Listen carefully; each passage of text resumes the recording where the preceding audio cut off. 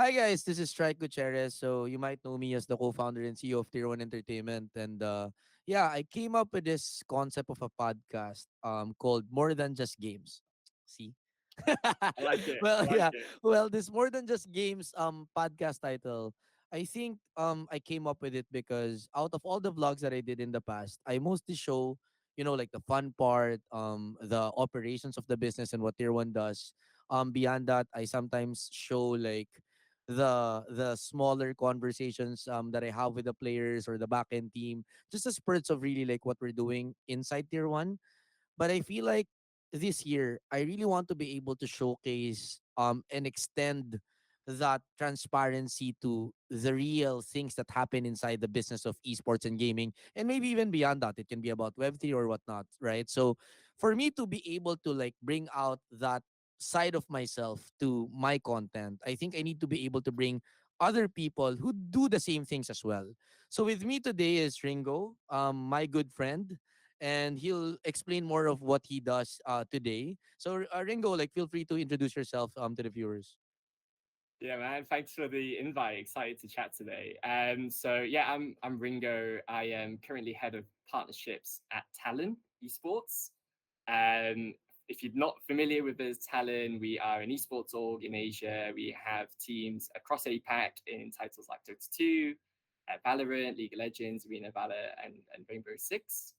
My role specifically is really a revenue generating role. So, kind of leading all the commercial opportunities, business development, as well as overseeing our existing partnerships and making sure they're on track as well. So, but yeah, thanks for the invite, Trike, and really excited to chat today. Yeah, I just want to say like before we start that Ringo has the best accent I know. Like that's the reason why I got you in my first episode so that this sounds really, really good. No, no, there's 70 million other people in the world that sound just like me. So no, not special at all. Yeah, well anyway, like so just to give you a background, like Ringo and I met through Mark's event called Esports Insider way back in Singapore, I think last year, right? So we Yes. really clicked. We enjoyed the company together, like had some few drinks, and has been like in contact with each other throughout the past months since we've met. And I think for me, like being able to find someone who understands what I do, I think that's very important, and being able to discuss the things that we will discuss today. So I think before we get into, the actual esports conversations, can you talk to our viewers about where did you come from before esports? Yeah, so interesting. Before esports, I actually worked in traditional sports, and Mm-hmm. so I used to work for FC Barcelona, big football club. I worked for them in their Hong Kong office, which was the APAC headquarters, and I managed business development in Southeast Asia, Oceania, and Hong Kong. So really, and then but prior to Barcelona, I was in basically marketing software. So Mm-hmm. always kind of being engaged with marketing teams, pitching, selling, managing into marketing teams. But yeah, Barcelona was awesome. I'm a big football fan. I'm a casual gamer, I would say. A lot of console games, I love RPGs. My favorite game ever is Knights of the Old Republic, Okay. which was about like 20 years ago. But yeah, I'm always a big football fan, always a big sports fan.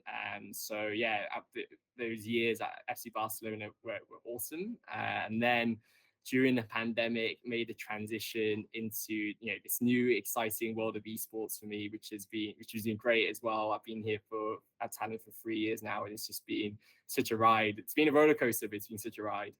For sure, like I've met a lot of people who also came from like the football scene, and I think it's such a very exciting environment, especially with the recent like FIFA finals that happened.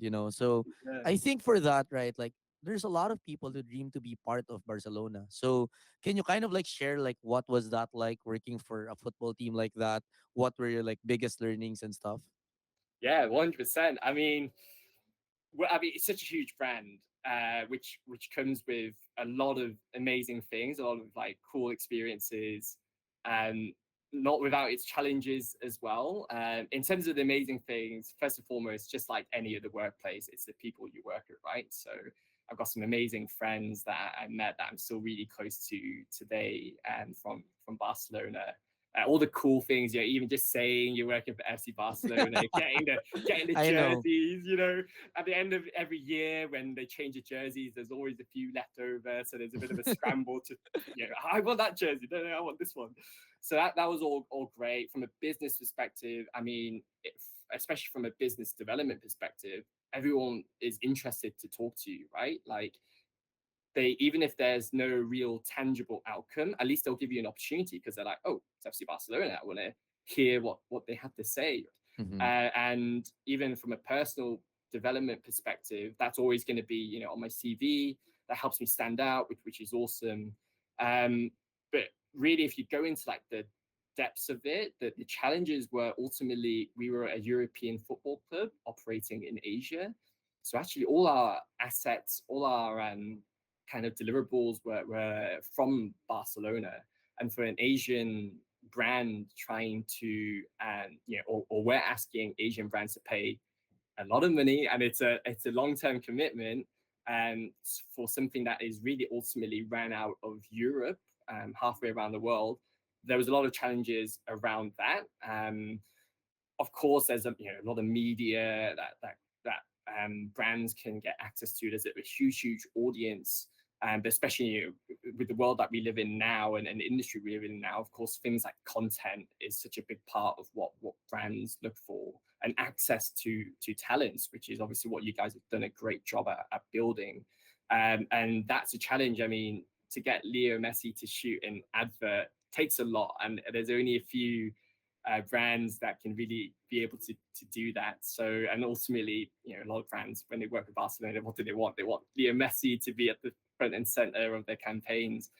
So it wasn't without its challenges from a business perspective, but man, I mean, what an experience. And the other thing that's interesting about Barcelona is it's like a mini country because it's fan owned. So Yes. every 4 or 5 years, there is an election for a president. Mm-hmm. So it really is like a country, and that came with a lot of other complexities around how the club was run, what we could do, what we couldn't do. But yeah, it's super fun, super interesting. Learn a lot. It's a great kind of period in my career.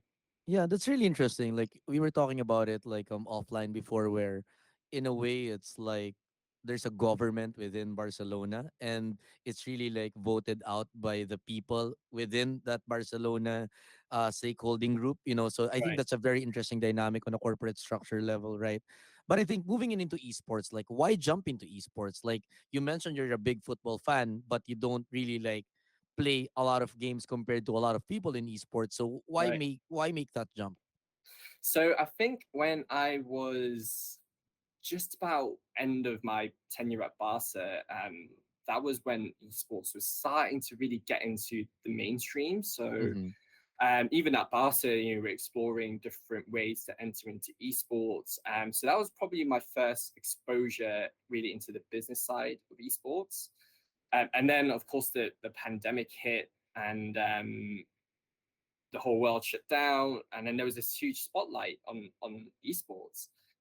Round about the same time, I got introduced to the founders of Talent, Sean and Jazz, and they were looking for someone to, I guess, lead the business development efforts. So there was this kind of situation where I was interested in esports, huge growing industry, exciting, didn't know too much about it. But Sean and Jazz, when I met them, I really liked them. Got on so well with them, and I just trusted them. Really, at the end of the day, as I said, it's when in business, in a workplace, it's the people which really make things tick. So they kind of paint a picture of what they wanted to build.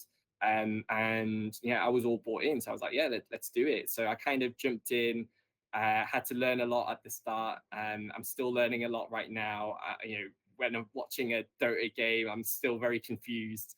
I generally get what's going on, but the ins and outs I'm not so sure on. But certainly in terms of the kind of the professional industry, as it were, as a whole, at a level now where I can kind of confidently talk about it. Again, still lots to learn, but at least there's some baseline of knowledge there. I think let's deep dive into that, right? Like I think in this climate of esports today, a lot of people are talking about maybe the esports bubble is finally popping. Mm, I think that's kind of like the reality of where the climate is today, because a lot of the greater promises of esports before, in terms of advertising money and all the dollars that are potentially there, right. didn't really fully translate into esports. It Mm, partly translated into the streaming space, right.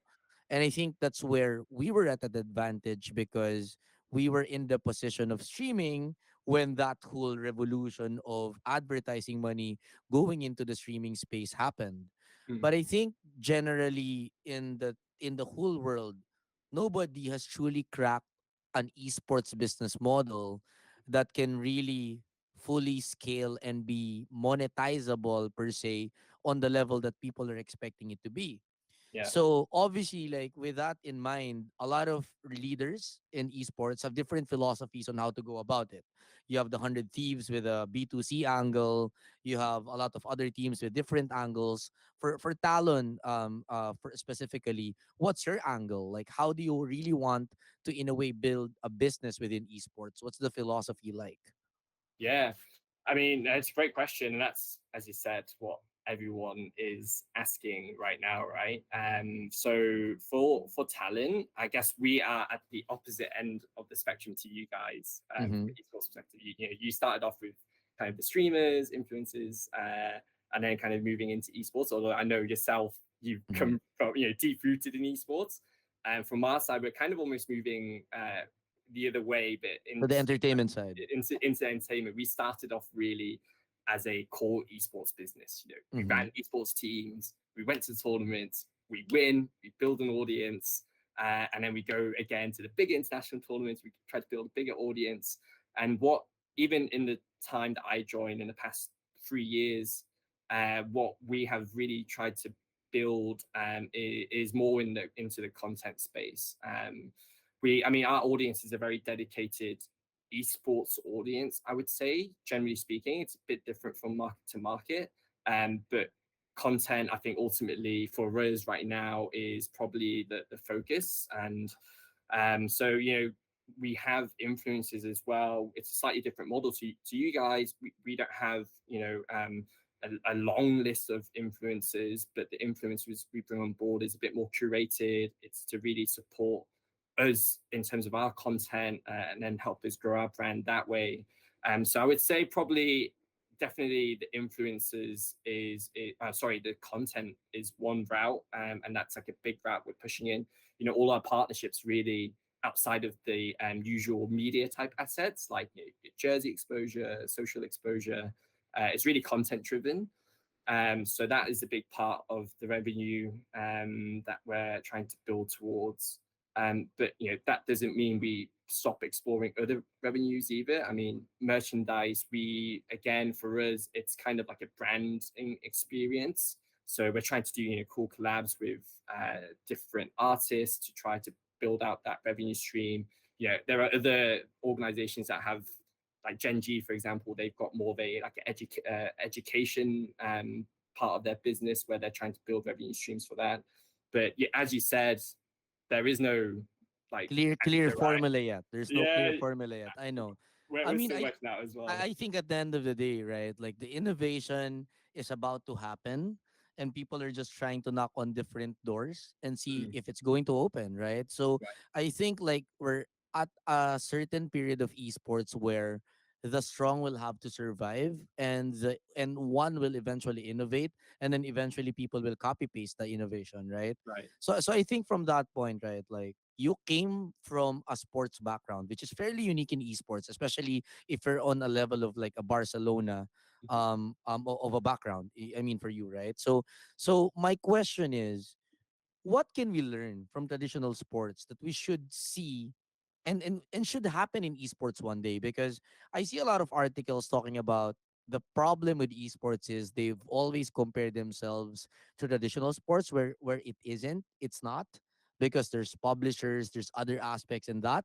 Mm. But to me personally, of course that's true, but there's still some things we can learn from traditional sports. And to you, like coming from there, what can we learn, like as an industry from traditional sports?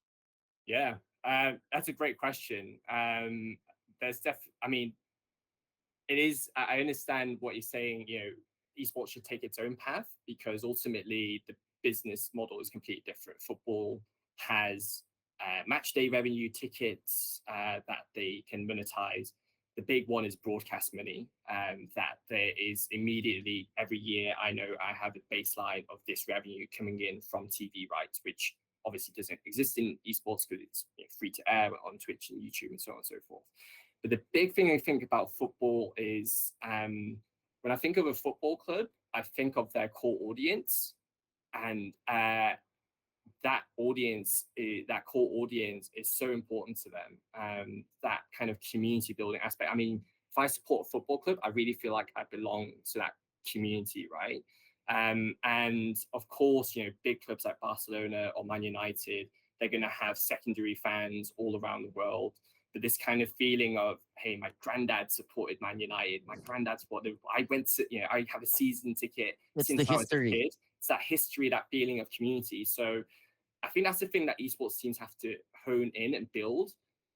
Obviously, esports teams can't build it in the same way because we don't have stadiums, we don't have 100-year history, but there are different ways to build it, right? The great thing about esports is this access to talents that you don't get in football. Like you can't speak to Leo Messi directly via Twitch unless he starts streaming, right? But um, that is such a powerful tool to actually build a community. So the way I see it is, of course, esports has to find its own way, but really trying to hone in on building this kind of community and this deep love. And ultimately, honestly, in football, of course, what they're selling is eyeballs, media attention, all this sort of stuff, media value. But at the end of the day, what brands buy into is this kind of love for the club as well, which is not tangible, it's undefinable. Yes.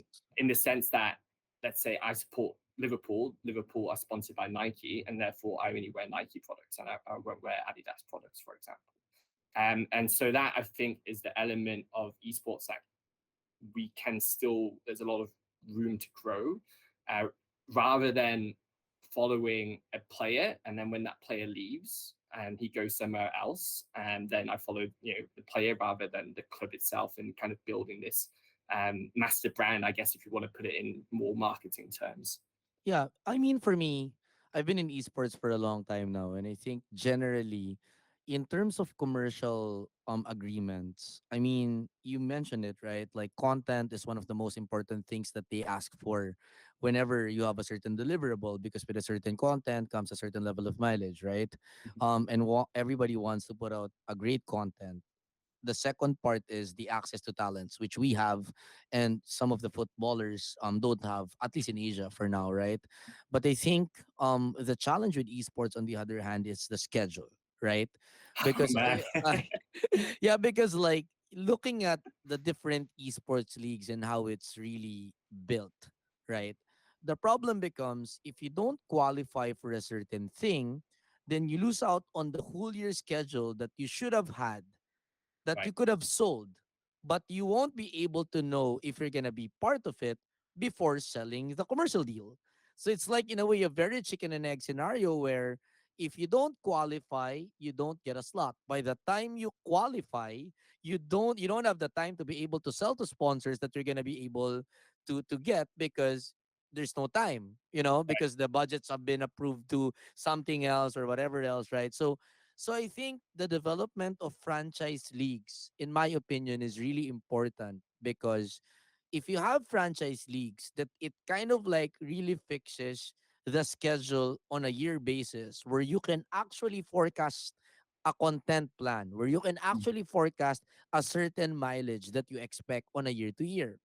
However, like obviously in the West, after League of Legends, which went well, came Overwatch, which was, like a big problem to a lot of people. But I'm still not, I won't still judge it up until it develops and Mm. innovates, because I feel like they're in their second cycle now of Right. trying to kind of like develop and crack that. But the optics on franchise leagues generally in the world is not good. But to me, as a franchise owner of the MPL, which is Southeast Asia's Premier League for Mobile Legends, Right. I'm actually happy because that really brought the consistency to the schedule of esports games that we needed for us to be able to broker deals with commercial partners that we have today. So I think that's one. So hopefully that develops a little bit more, right?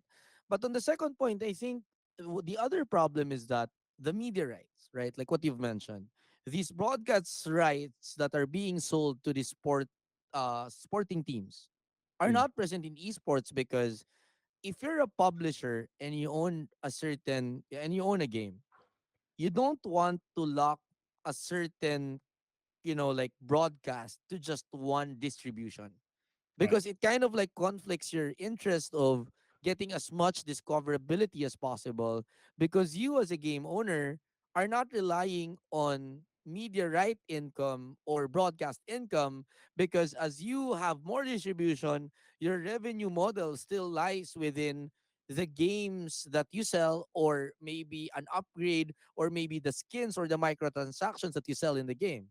So I feel like that is something that's still up in my head where how do we sell broadcast rights if the broadcast rights are technically owned by the games or the games are actually stakeholders of that broadcast rights and then it's in conflict with them to be able to just put it in one distribution. I mean, that's still a question. Like what are your thoughts on that?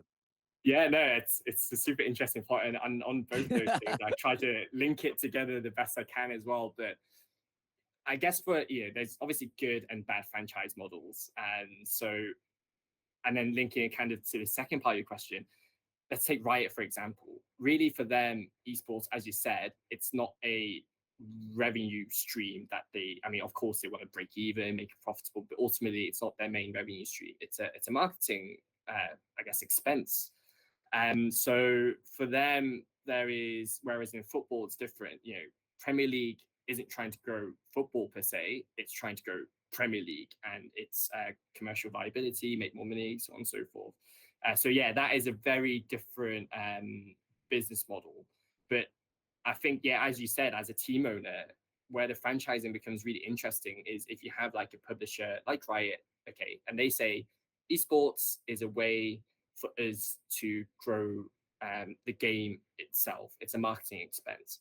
And therefore, when it comes to the franchising model that we put in place, and again, there are different franchising models, but let's say for Riot, they are willing to underwrite some of the costs for your team and give you that at least financial stability for the teams, that we're not just kind of scrambling around for our own sponsorship money, but that if they're providing enough of a revenue from the franchise model to the team, that the team can then say, I'm going to reinvest this money into marketing and content, and then I'm going to deliver really high quality pieces of campaigns, videos, and then on top of that, I can then monetize that again.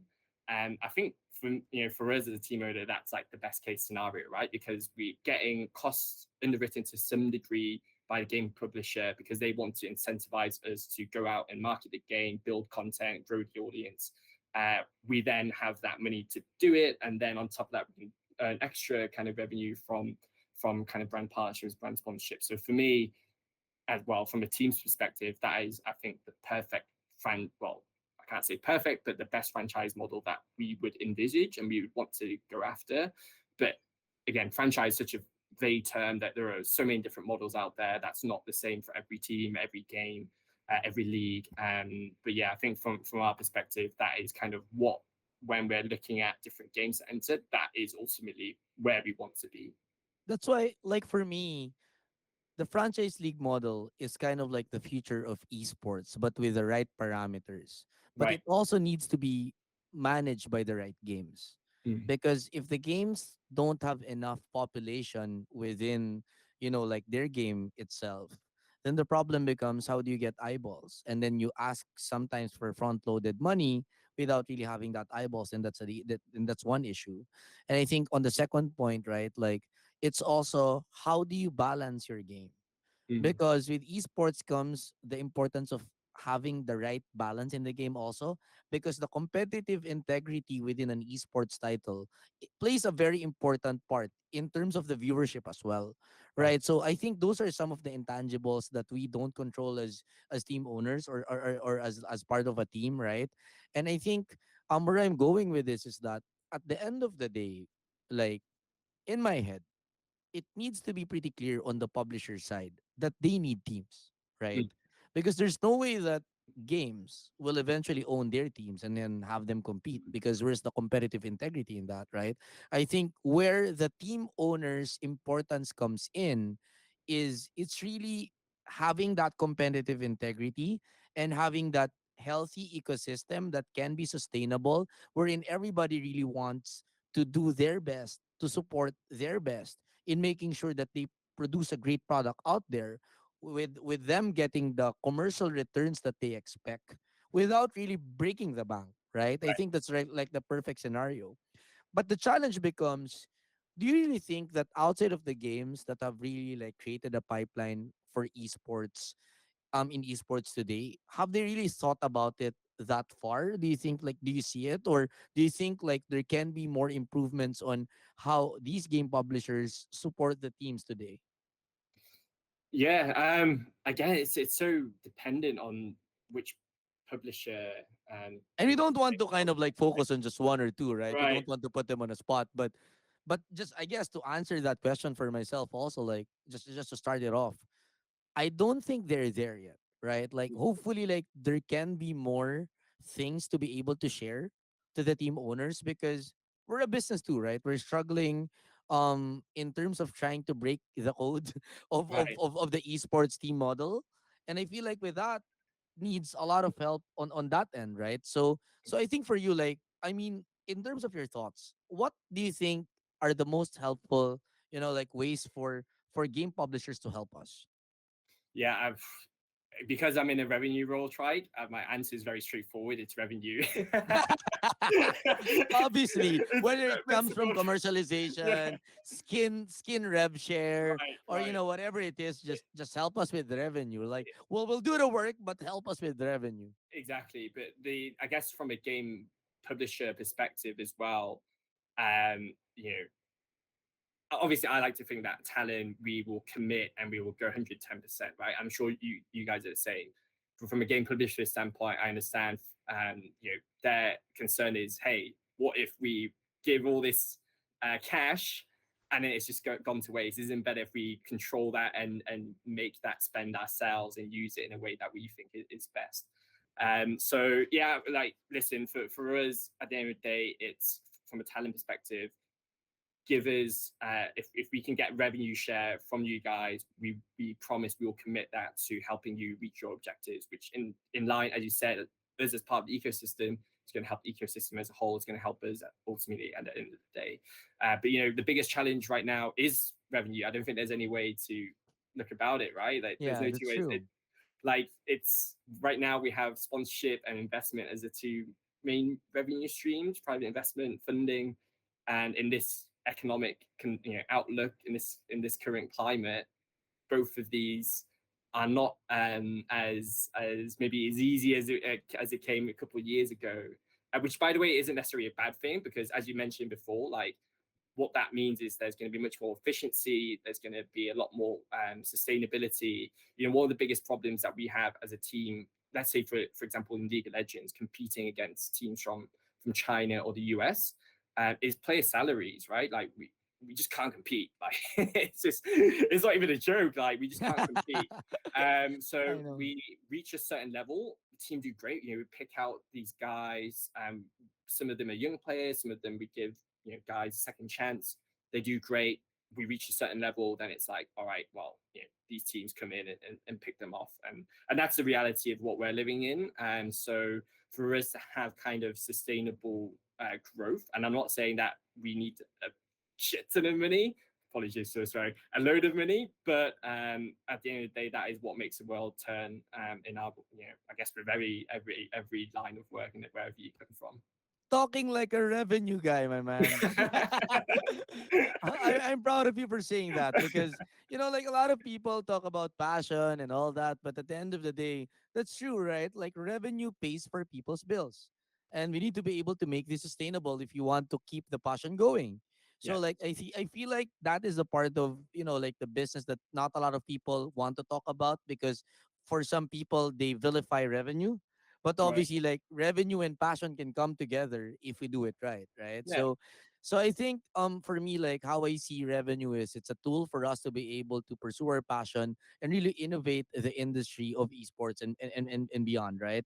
yeah. So I think like with that conversation, this is also where I want to ask you winning, man, like winning, because in esports everybody wants to talk about winning, and Mhm. eventually people realize that it's not sustainable, and then we want to talk about stories, and people tend to kind of like talk about, hey, we're not winning, but we have a community. We're telling these stories, which I know is partly true. But let's face it, winning really resonates to more people in the games. Like Yeah. if you're winning, you have more eyeballs. That's just true. I mean, I'm not saying that when you're losing, you don't. But what I'm saying is that when you're winning, there's just so much more, right? So now talking about winning, right? Congratulations, by the way, on the Talon run. Thank you, thank you. Yeah. I had zero to do with it, but I yeah, always yeah, got but the yeah, thanks. but still, like so my question is like how does winning translate to revenues for you as a BD person? Yeah, well, again, it's from the world when we're talking about sponsorships being our main revenue source. Yeah, as you said, winning translates into eyeballs. I mean, it's just it's simple, right? And of course, then there's like the storytelling aspect on top of that. And but you can tell stories, but you know you need to have people watching it, and that's what brands buy into, and that's where they get value from as well. I do want to. I probably sounded a little bit too brash before when I talked about revenue.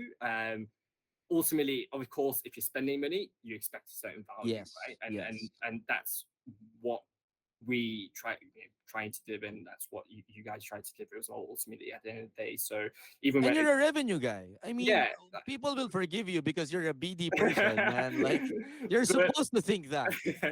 but we have to deliver value for our partners, whether that is sponsors or that's game publisher. And then that comes back into this question that you just asked. Ultimately, winning just doesn't help us grow our brand, but it helps our partners because more people see their message, more people see the stories that they're trying to tell through us and via us. And again, yeah, look, you're right. Like the community aspect is of course super important. You know, you're not going to win every time, and that's Yes, kind of what I was talking yes. about before.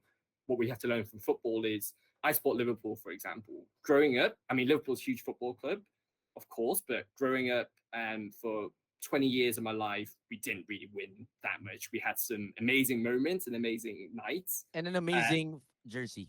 an amazing jersey, exactly. But we didn't win that much. But I still support Liverpool. And then, but when you do win, when it from a business perspective, commercial perspective, you know, that's a completely different ball game. I mean, right now, just taking an example from the football world, Man United were looking to the Glazer family, the owners were looking to sell. And then now, but now the rumors are kind of like, well, maybe is this the best time to sell? Because we're kind of on the up again. If we start winning even more trophies, we can sell for even higher money. So you know, it's just again a natural way of life, right? Eyeballs equals bigger audiences, which equals higher revenues. And actually, naturally, when you are winning, you have more games too, right? Right. I mean, it's also that it's not just people resonate to winning only. It's also as you win more, you get more games and more exposure. You know, Yeah. because I believe like back in 2021 when we became like top 10 in the world in terms of hours watched for Right. Blacklist, that was the time when we were either first or second in every tournament. Mm. So in a way, like that the winning of the games really translated into viewership for us, just because there was just more games, right? Yeah. There were just more games. So I think with that, right, like where I need to want to like in a way end this conversation is like um in terms of everything around esports and gaming, like what's the fantasy or like the things that people think are true or are in esports that you can say aren't true when you're in it, you know? Because when I made this podcast as a concept, I thought of, I wanted to be real. I really wanted to showcase the 360 of the business, both the good and the bad, so that people don't just tend to think that it's all fun and games, that people are just having fun playing games at our offices, and we're allowed to just like just have fun and drink and whatever it is every day. This is a real job too, this is Yeah. what I wanted to showcase in this podcast. So what's kind of like a reality that you kind of like want to share to our audience and tell them, hey, I know that esports is fun, but this is what's real. Right.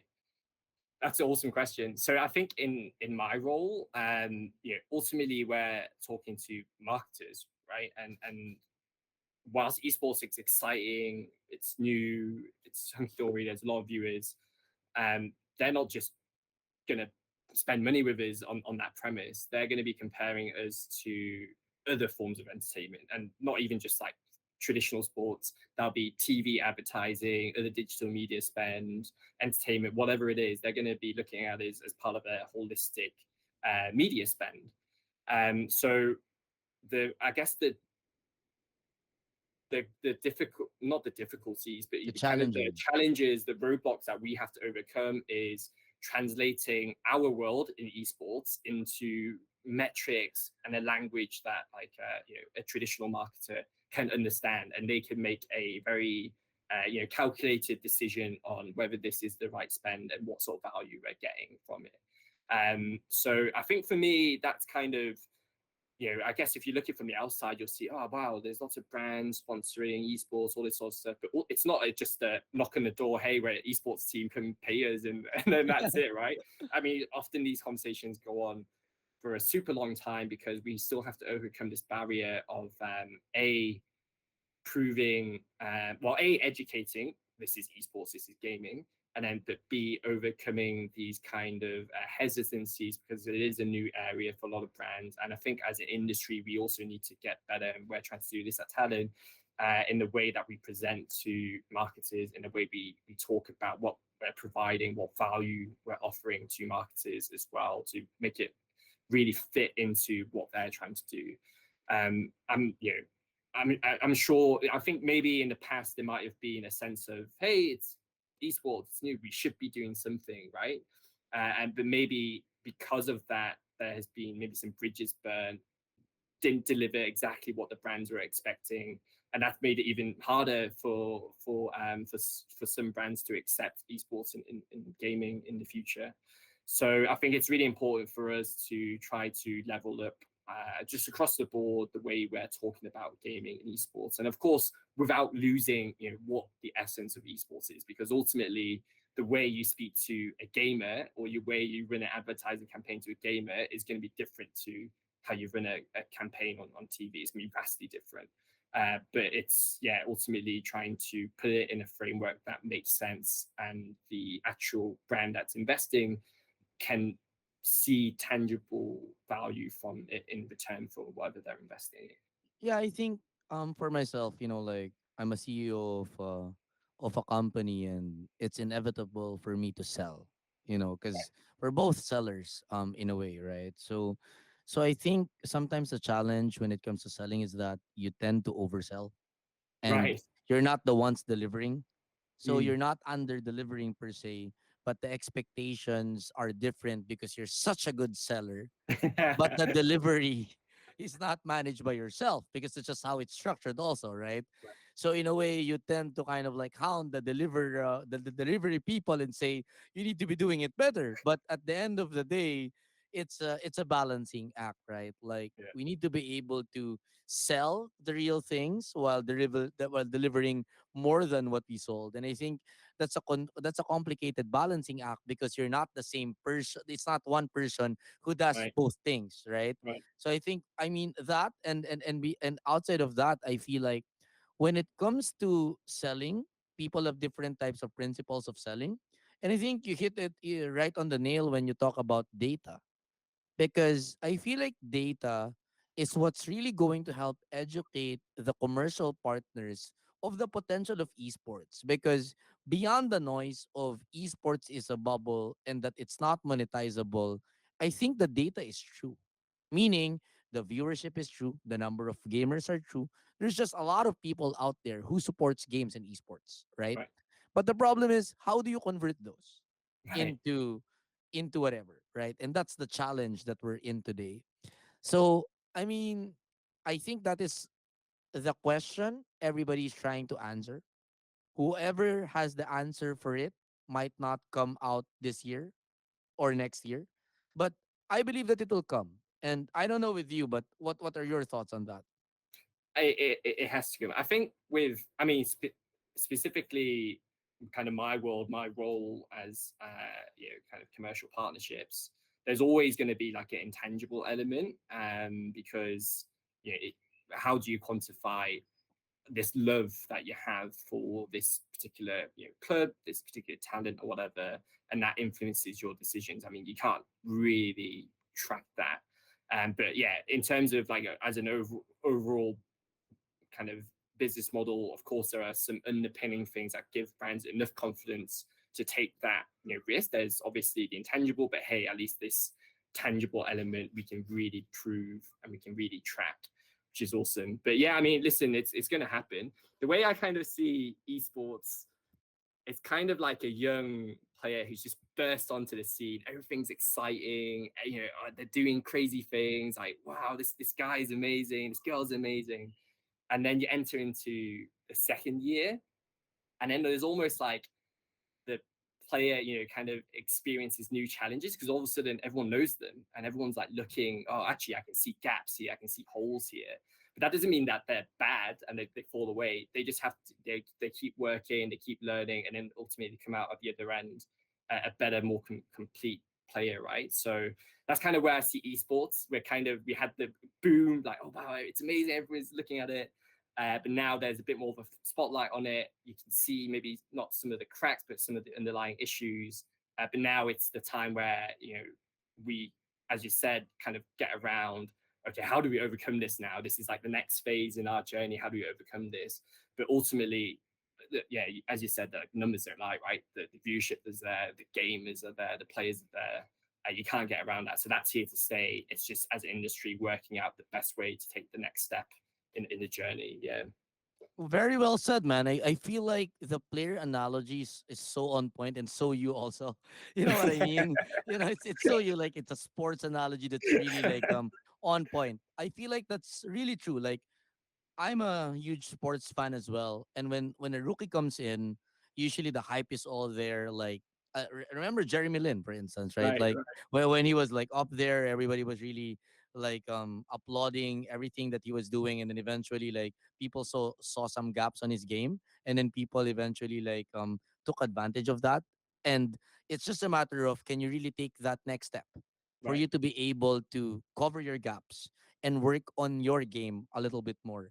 Maybe not everyone can really innovate and improve, Mm. um and maybe eventually like they'll fold and just like go under. I mean, that's the reality of it as well, right? Because if you don't break the code of your business model today with the investment climate that we have now, I think it's going to be a bit very difficult for a lot of companies in esports.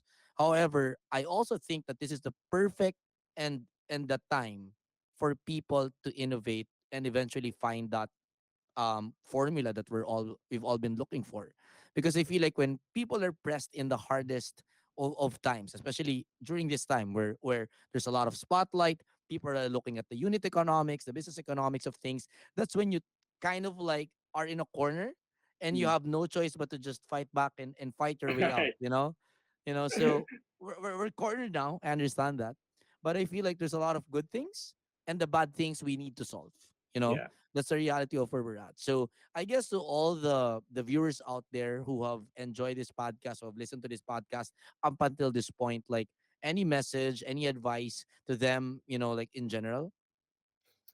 Man, that's a big question. Yeah. I think, I mean, what I would say is, to be honest, even at Barca, there are challenges, right? There's always going to be issues somewhere along the way. But yeah, as you said, the winners are the ones that who can really kind of crack the code. And sometimes that's just time. It's just hard work. You keep plugging away, and then suddenly the kind of the idea drops, right, and the penny drops, and something really works.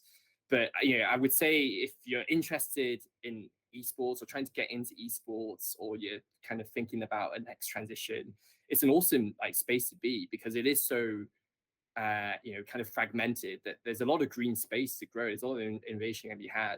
The thing about something like football, it's so well established that I mean, the models take so long to change.